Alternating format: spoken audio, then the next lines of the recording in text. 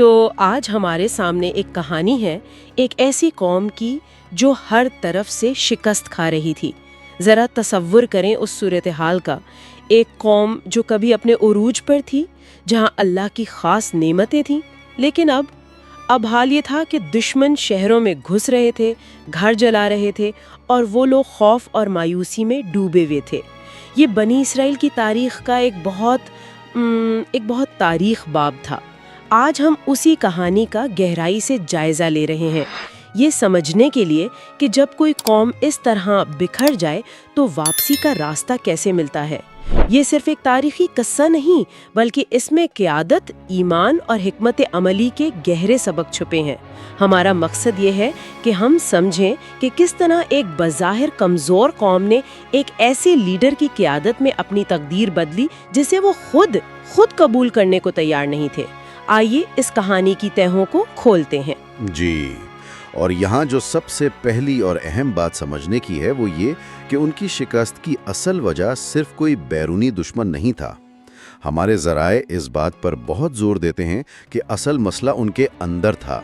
ایک بڑا خوبصورت جملہ ہے جو اس صورتحال کو بیان کرتا ہے: جب دل بڑھ جائیں تو تلواریں بھی کمزور ہو جاتی ہیں۔ ان میں اتحاد ختم ہو چکا تھا۔ ہر قبیلہ، ہر شہر، سب اپنی اپنی لڑائی لڑ رہے تھے، جبکہ دشمن متحد تھا۔ اسی مایوسی میں وہ اپنے زمانے کے نبی حضرت سموئیل علیہ السلام کے پاس گئے اور ایک درخواست کی۔ انہوں نے کہا، ہمارے لیے ایک بادشاہ مقرر کر دیں تاکہ ہم اس کی قیادت میں اللہ کی راہ میں لڑ سکیں۔ ایک منٹ، یہ بات تھوڑی عجیب نہیں لگتی؟ میرا مطلب ہے وہ ایک نبی کے پاس جا کر ایک بادشاہ مانگ رہے ہیں، ایک سیاسی اور فوجی رہنما۔ عام طور پر تو لوگ روحانی رہنمائی کے لیے جاتے ہیں۔ اس سے کیا یہ ظاہر نہیں ہوتا کہ وہ ایک دنیاوی حل تلاش کر رہے تھے؟ آپ نے بالکل صحیح نقطہ اٹھایا ہے۔ یہ ان کی ذہنی حالت کو ظاہر کرتا ہے۔ وہ مسئلے کا حل ایک فوجی کمانڈر میں دیکھ رہے تھے۔ ان کے نبی نے ان کی اس سوچ کو فوراً پہچان لیا اور ان سے ایک ایسا سوال کیا جس نے ان کی نیتوں کو، آپ کہہ سکتے ہیں کہ ان کے سامنے کھول کر رکھ دیا۔ انہوں نے فرمایا، کیا واقعی ایسا ہے کہ اگر تم پر جنگ فرض کر دی گئی تو تم لڑو گے؟ کہیں ایسا تو نہیں کہ تم پیچھے ہٹ جاؤ؟ یہ صرف ایک سوال نہیں تھا، یہ ایک وارننگ تھی کہ جوش میں آ کر دعوے کرنا آسان ہوتا ہے، لیکن عمل کا وقت بہت مشکل ہوتا ہے۔ اور ان کا جواب تو بڑا جذباتی اور پر اعتماد تھا۔ ذرائع بتاتے ہیں کہ انہوں نے کہا، بھلا ہم کیوں نہ لڑیں جبکہ ہمیں ہمارے گھروں سے نکال دیا گیا ہے اور ہمارے بیٹے ہم سے جدا کر دیے گئے ہیں۔ ان کے الفاظ میں غصہ بھی تھا، ایک حقیقی درد بھی۔ لگ رہا تھا کہ یہ قوم اب واقعی کچھ کرنے کے لیے تیار ہے۔ بالکل، اور ظاہری طور پر ان کا موقف بالکل درست تھا، لیکن اللہ تو دلوں کے بھید جانتا ہے۔ جیسا کہ ہمارے ذرائع واضح کرتے ہیں، جب واقعی لڑائی کا حکم آیا تو ان میں سے اکثر لوگ اپنے وعدے سے پھر گئے۔ یہ انسانی نفسیات کا ایک بہت بڑا سبق ہے۔ ہم اکثر مشکل آنے سے پہلے بڑے بڑے منصوبے بناتے ہیں، بڑے دعوے کرتے ہیں، لیکن اصل امتحان تو قربانی کے لمحے میں ہوتا ہے، اور اس امتحان میں وہ بری طرح ناکام ہوئے۔ اچھا، تو جو چند لوگ ثابت قدم رہے، ان کے لیے قیادت کا فیصلہ بھی بڑا حیران کن تھا۔ اللہ کی طرف سے حکم آیا کہ تمہارا بادشاہ طالوت ہوگا۔ یہ نام سن کے تو جیسے سب کو ایک جھٹکا لگا۔ وہ لوگ جو ایک طاقتور، ایک امیر بادشاہ کی توقع کر رہے تھے، ان کے لیے یہ انتخاب ناقابل یقین تھا۔ ان کا رد عمل فوری اور بہت واضح تھا۔ انہوں نے اعتراض کیا، ہم اس سے زیادہ بادشاہت کے حقدار ہیں، اور اسے تو کوئی خاص مال و دولت بھی نہیں دی گئی۔ یہاں ان کی سوچ کا معیار کھل کر سامنے آ گیا۔ وہ قیادت کو دو چیزوں سے ناپ رہے تھے: خاندانی پس منظر اور دولت۔ ان کے نزدیک لیڈر یا تو کسی بڑے شاہی خاندان سے ہونا چاہیے تھا یا پھر بہت امیر۔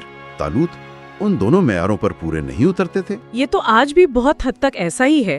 ہم آج بھی اکثر رہنماؤں کو ان کی دولت، ان کے خاندان یا شہرت کی وجہ سے پرکھتے ہیں، لیکن یہاں نبی نے انہیں قیادت کا ایک بالکل مختلف، ایک الہی اصول سمجھایا۔ جی، اور یہ اس کہانی کے اہم ترین اسباق میں سے ایک ہے۔ نبی نے جواب دیا، اللہ نے اسے تم پر منتخب کیا ہے اور اسے دو چیزوں میں تم پر فضیلت دی ہے: علم میں وسعت اور جسمانی قوت۔ اس ایک جملے نے قیادت کے تمام دنیاوی معیاروں کو رد کر دیا۔ اللہ کے نزدیک اہلیت کی بنیاد نہ دولت ہے، نہ نسب، بلکہ علم اور صلاحیت ہے۔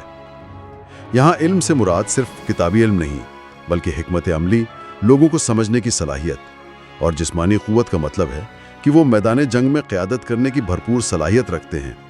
तो मतलब ये हुआ कि एक ऐसा लीडर जिसे उसकी अपनी ही कौम शक की निगाह से देख रही थी, अब उसी ने फौज की कमान संभालनी थी। ये तो शुरू होने से पहले ही एक बहुत मुश्किल काम लगता है। यहीं से तालूत की कायदाना सलाहियतों का इम्तिहान शुरू होता है। उन्होंने फौज इकट्ठी करना शुरू की।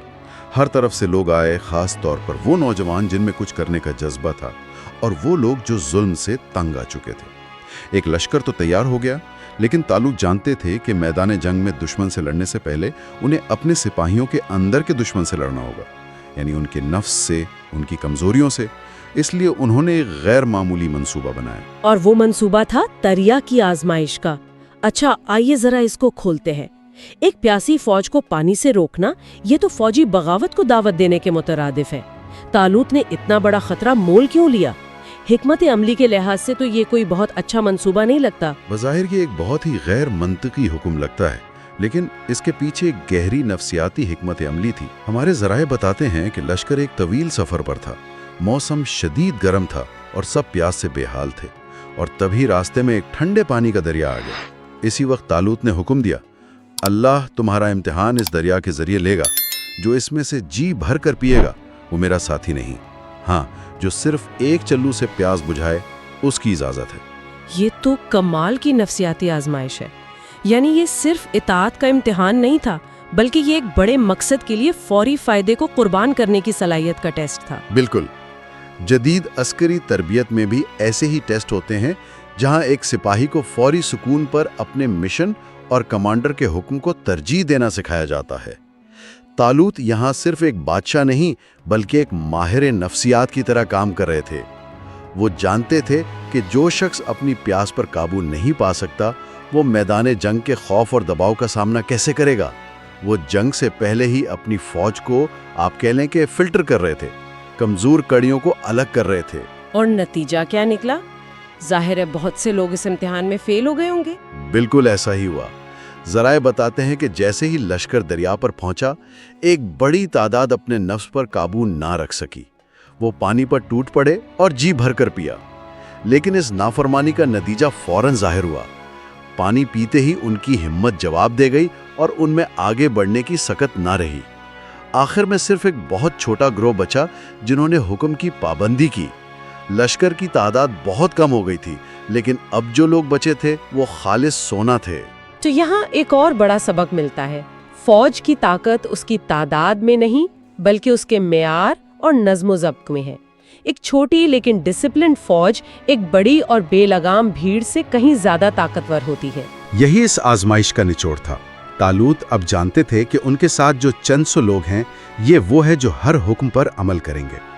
अब वो एक हकीकी फौज के साथ मैदान जंग की तरफ बढ़ रहे थे। और जब ये छोटा सा लश्कर मैदान जंग में पहुंचा, तो सामने का मंजर उनकी हिम्मत तोड़ने के लिए काफी था। दुश्मन का सिपा सालार था जालूत। ज़राए उसकी जो तस्वीर कशी करते हैं वो किसी देव की है।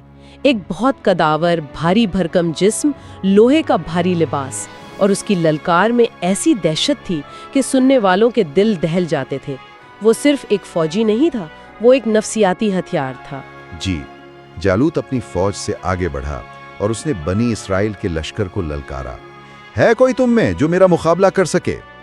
इसकी आवाज जब मैदान में गूंजी तो तालूत के लश्कर पर एक खौफनाक सन्नाटा छा गया।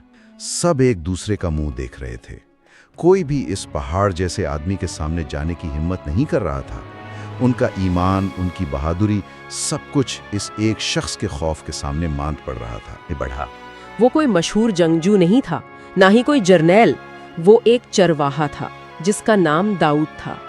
उस नौजवान के दिल में ना जालूत का खौफ था और ना उसकी फौज की दहशत। उसके दिल में सिर्फ अपने अल्लाह पर यकीन था। उसने कहा, मैं इसका मुकाबला करूंगा। ये सुनना था कि पूरे लश्कर में एक हलचल मच गई। खुद बादशाह तालूत भी हैरान रह गए। एक लड़का जालूत से लड़ेगा, ये बात नाकाबिले यकीन थी। तालूत ने इस नौजवान के अज़्म को देखते हुए उसे अपनी ज़रा और हथियार पेश किए। लेकिन यहाँ कहानी में एक और गैर मामूली मोड़ आता है। हज़रत दाऊद ने वो शाही ज़रा पहनने से इनकार कर दिया और कहा, मुझे इनकी आदत नहीं और ना ही मुझे इनकी ज़रूरत है। मेरा अल्लाह मेरे साथ है। یہ تو کمال ہے، یعنی ایک نوجوان چرواہا بادشاہ کو اس کے اپنے ہی ہتھیار واپس کر رہا ہے۔ اس ایک لمحے میں طاقت کا سارا توازن ہی بدل گیا۔ ایک طرف بادشاہ کا لوہا اور جنگی ساز و سامان، اور دوسری طرف ایک چرواہے کا غیر متزلزل ایمان۔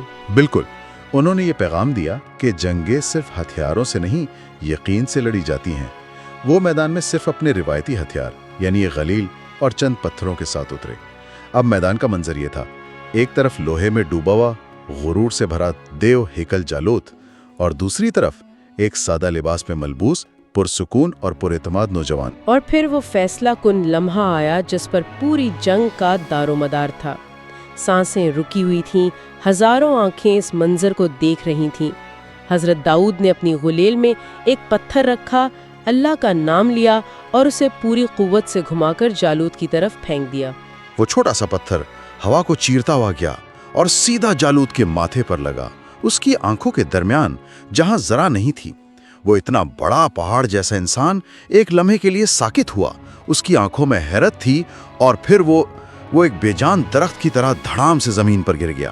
اس ایک پتھر نے صرف جالوت کو نہیں گرایا، بلکہ اس نے دشمن کی پوری فوج کے غرور اور ان کے حوصلوں کو بھی زمین پر گرا دیا۔ جو سناٹا تھا وہ بنی اسرائیل کے لشکر کے نعروں میں بدل گیا۔ اللہ نے دکھا دیا کہ جب وہ مدد کرتا ہے تو سب سے کمزور نظر آنے والے کے ذریعے سب سے طاقتور کو شکست دے دیتا ہے۔ بالکل، اور اس عظیم فتح کے بعد جیسا کہ ذرائع بتاتے ہیں، اللہ نے حضرت داؤد علیہ السلام کو نہ صرف بادشاہت عطا کی بلکہ گہری حکمت اور دانائی سے بھی نوازا۔ اس پوری کہانی کا جو مرکزی سبق ہے وہ یہ ہے کہ اصل طاقت ہتھیاروں، تعداد یا دولت میں نہیں ہوتی، اصل طاقت یقین اور اللہ پر توکل میں ہوتی ہے۔ جب ایک بندہ اپنے محدود وسائل کے باوجود اللہ کی ذات پر بھروسہ کرتا ہے تو اللہ اس کے لیے ایسے راستے کھول دیتا ہے جو انسانی عقل کو حیران کر دیتے ہیں۔ تو یہ سفر تھا مایوسی سے امید کا، اندرونی انتشار سے اتحاد کا، اور ظاہری کمزوری سے باطنی طاقت کے ذریعے فتح حاصل کرنے کا۔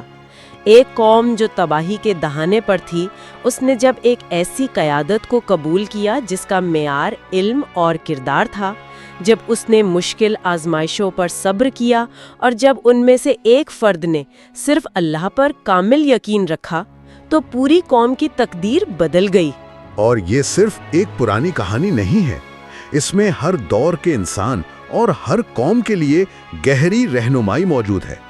قیادت کے صحیح معیار کیا ہونے چاہیے، نظم و ضبط کی کیا اہمیت ہے، اور ایمان کی طاقت کیسے ناممکن کو ممکن بنا سکتی ہے، یہ وہ سنہرے اصول ہیں جو کبھی پرانے نہیں ہوتے۔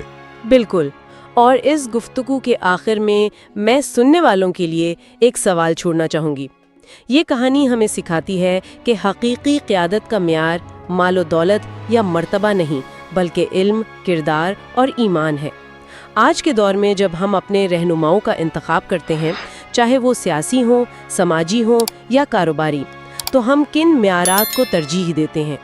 اور طالوت اور داؤد کی کہانی سے سیکھی گئی کون سی اہم خوبیاں ہیں جنہیں ہم اکثر نظر انداز کر دیتے ہیں؟